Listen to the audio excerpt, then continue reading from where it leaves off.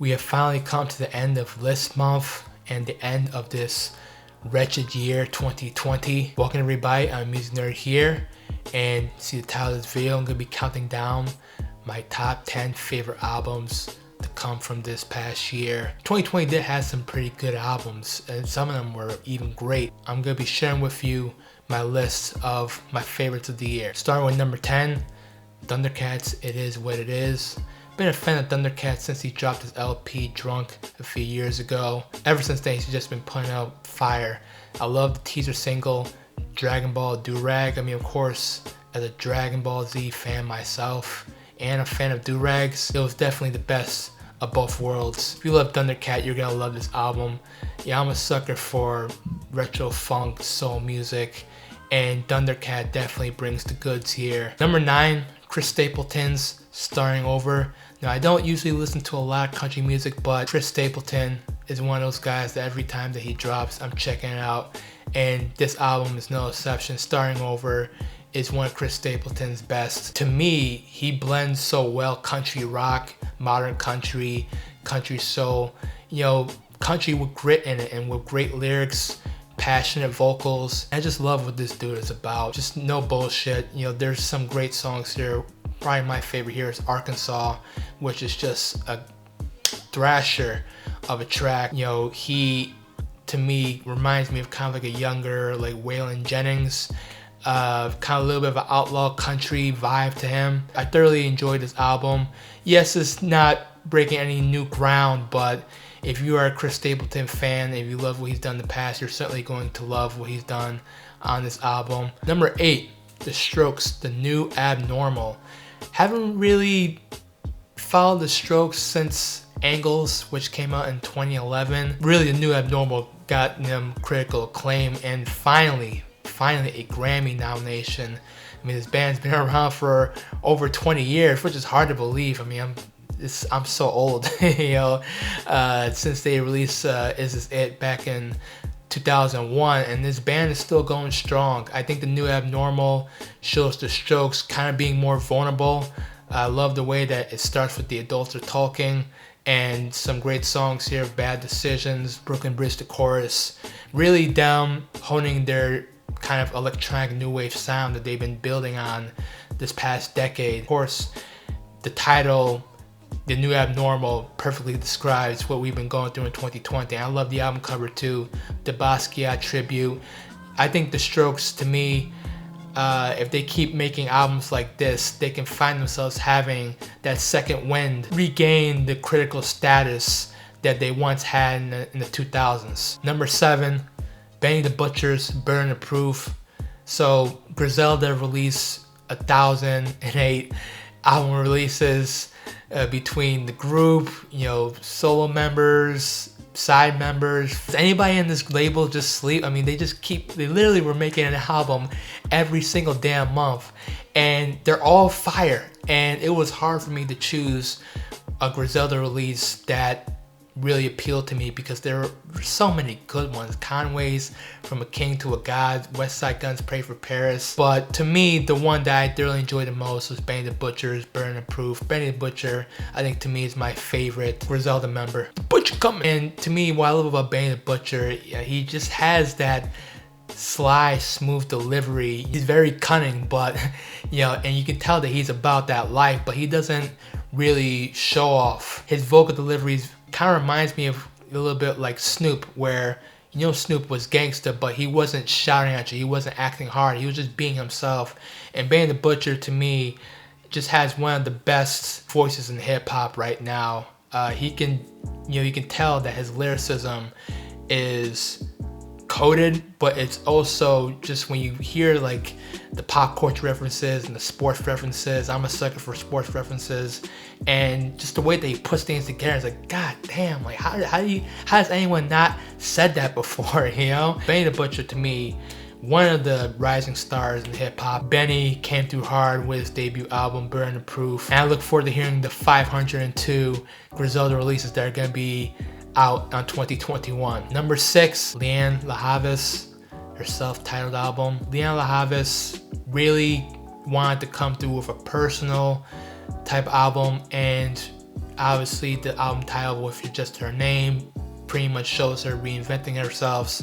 But to me, man, this album is one of those albums that I play frequently throughout the year. Very mellow.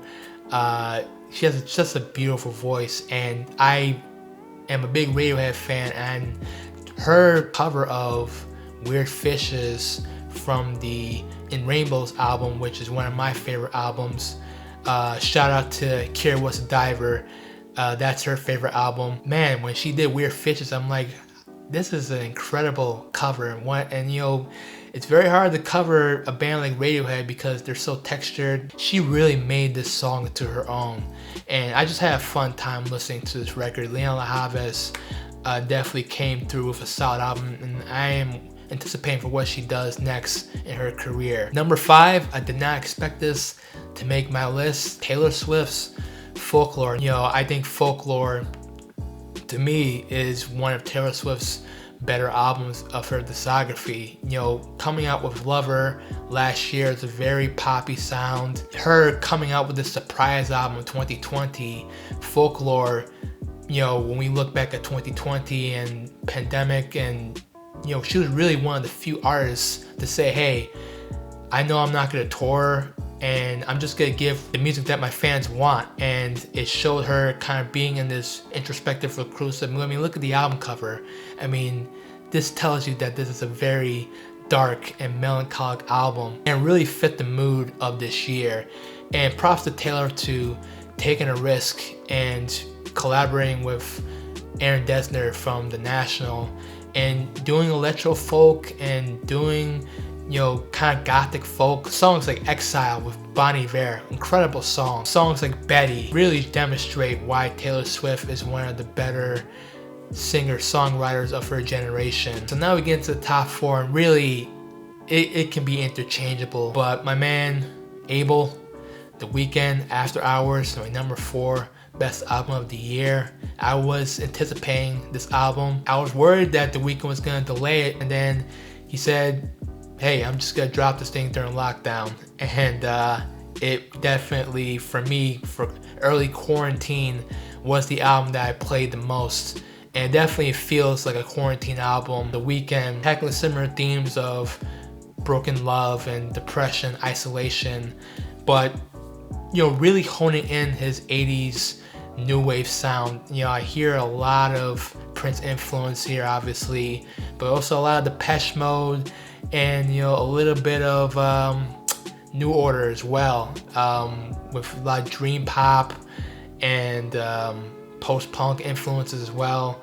And, you know, The Weeknd's always really tackled the 80s, but to me, this is him like saying, I'm going full 80s, especially with the second half of the album. That run, that second half, I think from Snow Child all the way to Until I Bleed Out, is incredible. And of course, In Your Eyes is a great song. I put in my top 10 best songs list. And I mean, really just one of The Weeknd's better efforts of his career. After Hours really brought back, you know, the trilogy vibes, the Kissland vibes. This really felt like The Weeknd making a cohesive album. I mean, look at all of his promotional appearances. He's wearing this red suit and you know, the black pants inspired by Casino and the Joker. So really, you felt that The Weeknd went back to the basics, but making these songs bigger and poppier. Number 3, another album that I was anticipating and I thought it delivered, Tame Impala's The Slow Rush. And really, to me, Tame Impala has grown to one of my favorite artists over these past couple of years. And it's interesting because I really didn't become a Tame Impala fan maybe until 2018, 2019. I mean, I heard some of their stuff. When I heard that Tame Impala was releasing an album early 2020, The Slow Rush, Valentine's Day week, I was like, here we go. And the teaser tracks were great. Patience, Borderline, you know, really enjoyed these teaser tracks that I was hearing. You know, with Tame Impala, I thought that, okay, maybe they're gonna go back to lonerism, you know, alternative rock, garage rock sound, but no, it showed them deeper into their disco, kind of early 80s dance influences from what they did in Currents. More synths, more 4 to the floor beats, and really Kevin Parker just embracing this new era of Tame Impala. So many great songs here. I always mess up this word, but Posthumous Forgiveness, Lost in Yesterday, incredible song. Breathe Deeper, really a nice groove in that song. Just an incredible album. I've been replaying this album a lot this year. Number 2, can't believe they did it again. Run the Jewels 4.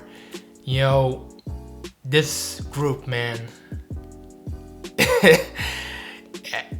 they have a keen sense of just being ahead of the curve. This year has been defined by just a lot of problems with our society, our politics, racial issues. And this album captured the moment of all of this confusion and this dysfunction that was going on in this country.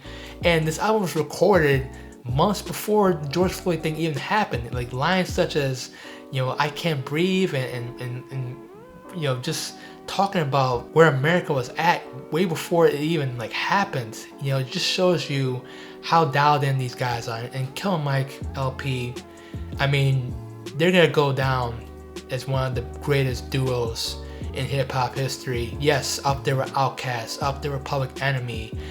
They're getting, because they have not missed. Every album has gotten better than the last. I thought Run the Jewels 3 was an incredible album. So how are they gonna top that? And they did it. Run the Jewels 4 is easily the darkest of their albums. It makes sense because America has been more fucked up since Run the Jewels 3 came out a couple years ago. Ooh La La, great banger of a song. The song that did it for me was their collaboration with Mavis Staples and Josh Homme of Queen of the Stone Age. Really just put this together. And then of course, Zach De La Rocha. Every time he comes on a Run the Jewels album, you know it's gonna be fucking blazing hot. And he did it again. The man's 3 for 3, and with Pharrell as well. Just Money. I can't say enough about this album. I can't say enough about Run the Jewels. I don't know how the hell they're gonna top this. And my number 1 album, obviously the pandemic happened and clubs were not open, because I think if this album was released when everything was normal, clubs were open, it's the summertime, summer dance parties, I think this album would be even bigger than what it was. But my number 1 choice, my number 1 favorite album of the year, Jessie Ware's What's Your Pleasure. I'll say this, like if you love disco music, like early 80s Prince, like 1999 era, like Tina Marie, Rick James, that era, like just after disco was declared dead in the late 70s, but still disco was kind of lingering around. Some house influences were starting to bubble up. It's like this album just stepped out of time machine right out of 1981, and it was dropped in 2020. Jessie Ware, I mean, just bow down. There were a lot of artists this year that dropped, you know, disco influenced albums, but I think the person who captured that spirit the best was Jessie Ware. I was thinking to myself, is there a bad song in this album? Like I was waiting for a bad song to drop, and it never happened. It's incredible to listen to all the way through. It just does not miss. Like this album meant so much to me because, you know, like I said, there wasn't a lot to look for in 2020. You need music to raise your spirits.